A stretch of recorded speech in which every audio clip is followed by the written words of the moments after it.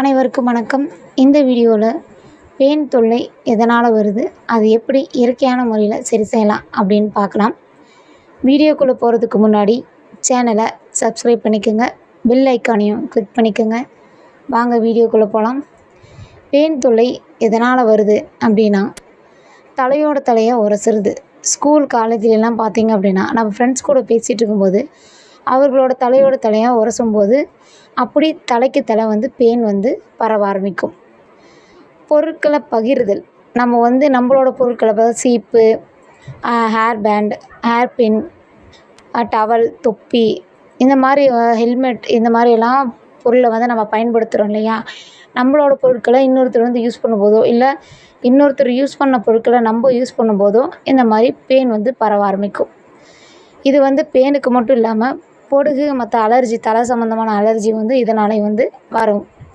சுத்தம் இல்லாதது. தலையை நம்ம வாரத்தில் 2 டைமாவது கழுவிடணும்.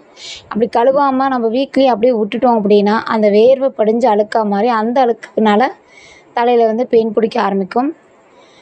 அதே மாதிரி வீட்டில் நம்ம பூனை, நாய் இந்த மாதிரி வளர்த்துறோம் இல்லையா, அந்த மாதிரி விலங்குகள்கிட்டருந்து நமக்கு சின்ன சின்ன பூச்சிகள் அதெல்லாம் தலையில் நமக்கு ஏறும்.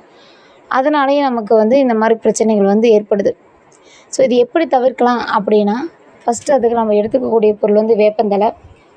வேப்பந்தழையை நல்லா வெயிலில் காய வச்சு நல்லா பொடி பண்ணி அதை நீங்கள் எப்படியும் வீக்லி ஒன்ஸ் குளிக்கும்போதோ, வீக்லி 2 டேஸாவது இது யூஸ் பண்ணுங்கள். குளிக்கிறதுக்கு முன்னாடி நல்லா தண்ணியில் கலந்து நல்லா அப்ளை பண்ணிக்கோங்க. நல்லா பேஸ்ட் மாதிரி அப்ளை பண்ணிக்கோங்க. அப்ளை பண்ணிவிட்டு நீங்கள் குளிக்கிறதுக்கு 1/2 மணி நேரத்துக்கு முன்னாடி இதை கழுவுனீங்க அப்படின்னா உங்களுக்கு அந்த அரிப்பு வராது.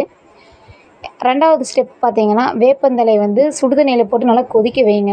கொதிக்க வச்சு நல்லா ஆற விட்டு அந்த தண்ணியில் நீங்கள் குளிச்சிங்க அப்படின்னாலும் உங்களுக்கு இந்த பேன் தொல்லை வராது. இது வீக்லி 2 டேஸாவது கண்டிப்பாக நீங்கள் பண்ணணும். அந்த மாதிரி நீங்கள் கண்டினியூ பண்ணும்போது உங்களுக்கு பேன் தொல்லை குறைய ஆரம்பிக்கும். தலையில் எந்த அரிப்பும் ஏற்படாது.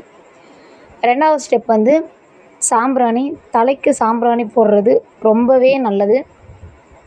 அதனால் நமக்கு சளி தொல்லையெல்லாம் வராது. இந்த நிறைய பேர் குழந்தைங்களுக்கு சாம்பிராணி காட்டுறதுனால சளி தொல்லை வருதும்பாங்க. அது குழந்தைங்களுக்கு தான், பெரியவங்களுக்கு இல்லை. சாம்பிராணி நீங்கள் காட்டும்போது அதோட 2 தழை வேப்பந்தழையும் கூடவே கொஞ்சம் மஞ்சள், அதாவது வீட்டில் இருக்கிற பொடி மஞ்சள் இல்லாமல் கட்டி மஞ்சள் கொட்டி அதில் ஆட் பண்ணி அந்த புகையை நீங்கள் தலைக்கு காட்டும்போது உங்களுக்கு அந்த தலையில் இருக்கிற பேன் அந்த எரிச்சலனாலேயே போயிடும்.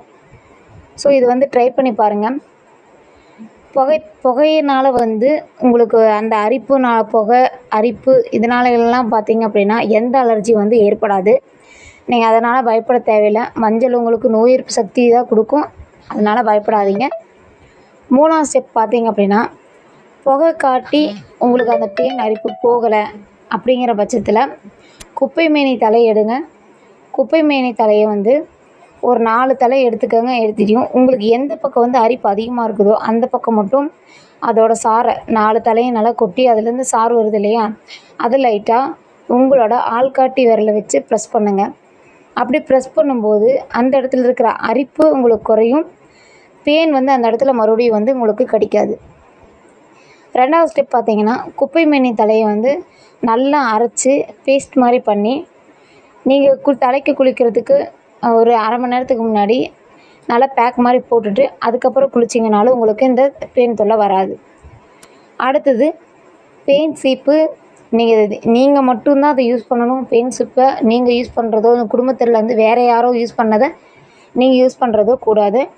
பேன் சீப்பு நல்லா தலைக்கு எண்ணெய் தேய்ச்சிட்டு அதுக்கப்புறம் பேன் சீப்பில் சீவுனீங்கன்னா பேன் வந்துடும். இது நீங்கள் வரத்தலையோடலாம் சீவக்கூடாது. அப்படி சீவாமல் நல்லா எண்ணெய் தேய்ச்சிட்டு சீவுங்க. அடுத்தது சின்ன வெங்காயம் 10 பல் சின்ன வெங்காயத்தை நல்லா பல்ஸ் மோடில் அரைச்சி அதை தலைக்கு தேய்ங்க. அதே மாதிரி 1/2 மணி நேரத்துக்கு முன்னாடி குளிக்கிறதுக்கு 1/2 மணி நேரத்துக்கு முன்னாடி தலையில் தேய்ச்சி அதுக்கப்புறம் குளிச்சிங்கன்னா கண்டிப்பாக அந்த பேன் தொல்லை உங்களுக்கு வராது. சின்ன வெங்காயத்தில் இருக்கிற அந்த காரம் என்ன ஆகும் அப்படின்னா, அந்த பேனில் சேர்ந்து பேன் அது இதாக கடிக்கும்போதோ இல்லை அதை அதுக்கான எரிச்சலை கொடுக்கும்போதோ அது தானாகவே உங்கள் தலையிலேருந்து விலக ஆரம்பிச்சிடும். இது கண்டிப்பாக ட்ரை பண்ணி பாருங்கள்.